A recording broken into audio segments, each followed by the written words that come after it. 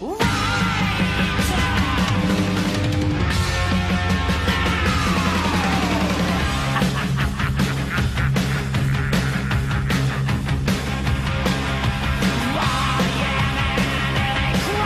Motley Crue, and we do what we do.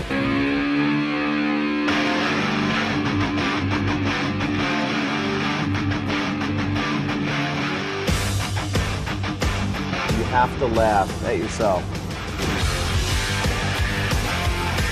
We outlasted everybody. You know, we were here first and we're the last ones still here, you know, so it's sort of like, oh yeah, those guys started it and those guys are going to finish it. And that says a lot for the band and our, you know, how durable we are.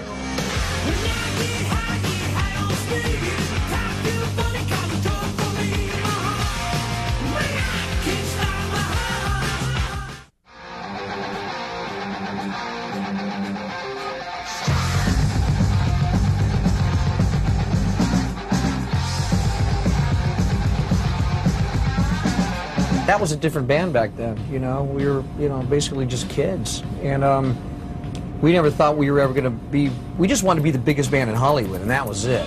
You know. They signed us to a record deal back in '85, and we went on tour that summer, and it was just like, you know, the craziest thing. Private jets, all the girls that you want. I mean, mounds upon mounds of cocaine, and, you know, I overdosed on heroin one night when I was hanging out with Jenny McCarthy, and it was just the craziest thing. But I mean, that's why they ended up throwing me out of the band.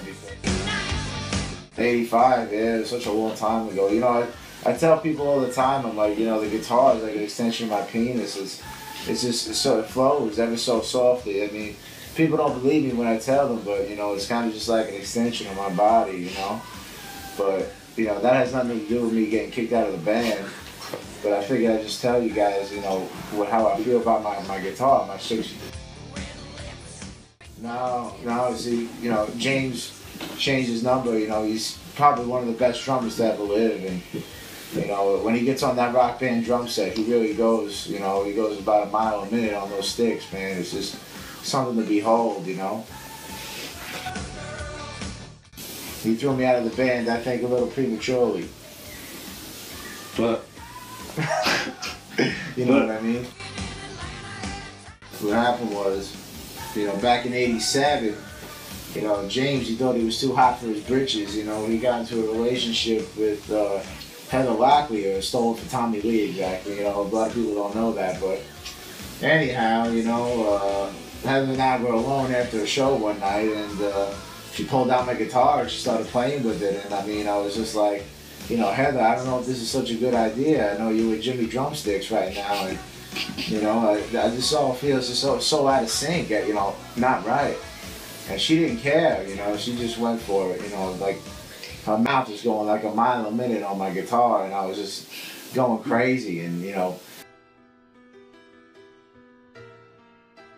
Vegas in '93 can't even compare to the fire of '89, you know what I mean? 5 people, 5 fatalities from that one accident, you know what I mean? But I had so much money and power at the time, it didn't really even faze me, you know. I got off, they gave me a slap on the wrist, and I just got no sense of humor. You know, but, you know, I called him on the phone the other day, and I said, James, you know, I think we should put all this nonsense and bullshit behind us, right? You know what I mean? And he was still a little hurt about the Heather Locklear situation, and I tried to explain to him, like, listen, you know, bitches are bitches, you know, it's a free world out there, and, you know, you just got to get over it, get on and do your thing, you know what I mean? I feel you. He's married with 5 kids now, he's got a great husband, and you know what I mean? It's just, you know, I'm so happy for him. You know, I wish that I could get it back in the band somehow, you know what I mean? Because you know, music's my life, man. If you look at my guitar, how it sits, this is basically me, right here. I basically walk around in this position, just like this. They checked me at the airport for the guitar, you know what I mean? I tell them, I said, I want it on the plane. I don't want to go out without it. You know what I mean?